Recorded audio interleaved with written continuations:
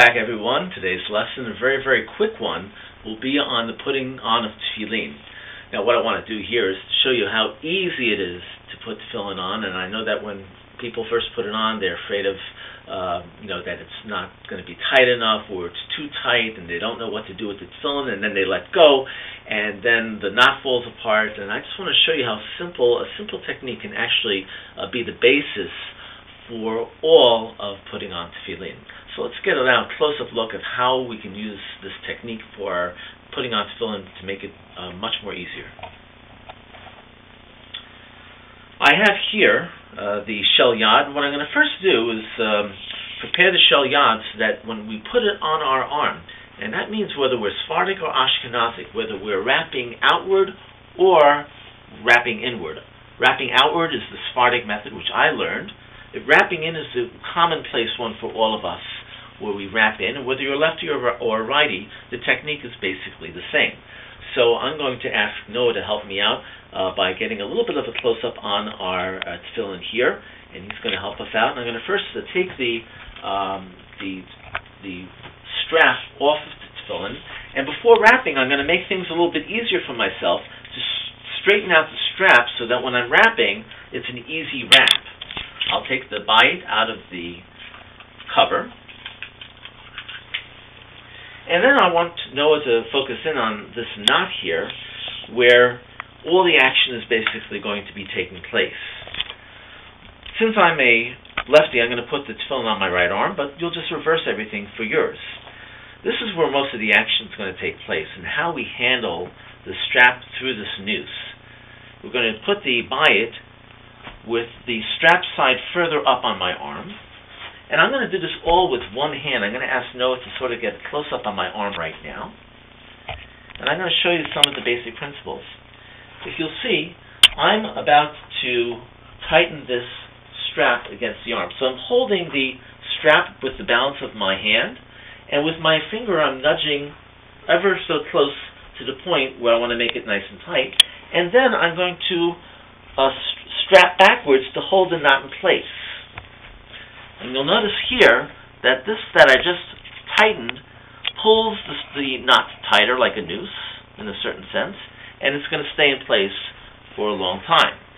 Also, the second secret that I have for everyone is to make sure that we hold onto the strap at all times, letting the strap go through my hands as far as I want it to go. I try not to have 3 or 4 inches at a time, and what happens is I'm just holding on, and I'm letting the strap go through my hands. I'm also going to use my hand that has the Tefillin on it to hold the yad in place if I want to let go for a half a second. This way something is holding it at all times. As soon as you hold it, the knot can get loose, and that's not a good thing. So I'm going to show you this one more time.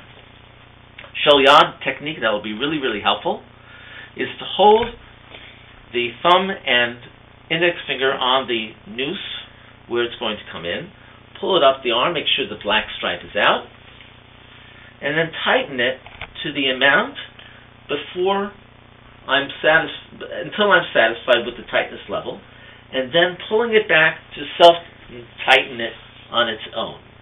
Using my other hand, I will hold the strap in place while I want to adjust. The next part, which is the rolling of the strap around my arm 7 times, again uses the same principle of letting the strap go through your fingers and letting out only as much as I need. I'm also going to use my other arm, as a swivel device so that they work in tandem to get the strap on. So watch both the arm that it's being moved on and also what I do with my wrapping hand. So it's a complex motion, but it's a swiveling that allows me to turn the strap with my hand over and over. Notice my left hand and how it continually moves the strap into a rotation and then unrotation and rotation again. Show you again the technique, and we'll conclude our video this way along with the shel rosh. So I'm wrapping, and then notice I have to switch directions. So I go like that, and so forth. Notice how important it was to have straighten out the strap before we even actually put the shell yad on all the way. In the meantime, I will temporarily place the strap under my hand before we do the shell yad, which is another lesson. Here is the shell rosh. Because this knot goes at the back of the head, and this goes in the forehead, I'm going to think of this as like an Indian headdress. I'm going to hold the bayit back like this, and simply go like that. Simple as pie. Now this is the technique for putting on the shell rosh with the black stripe out. One more time. I'll show you. It's simple as pie. You don't have to swing anything around or twist anything around like that. Place the bayit this way forward. The knot will come in the back.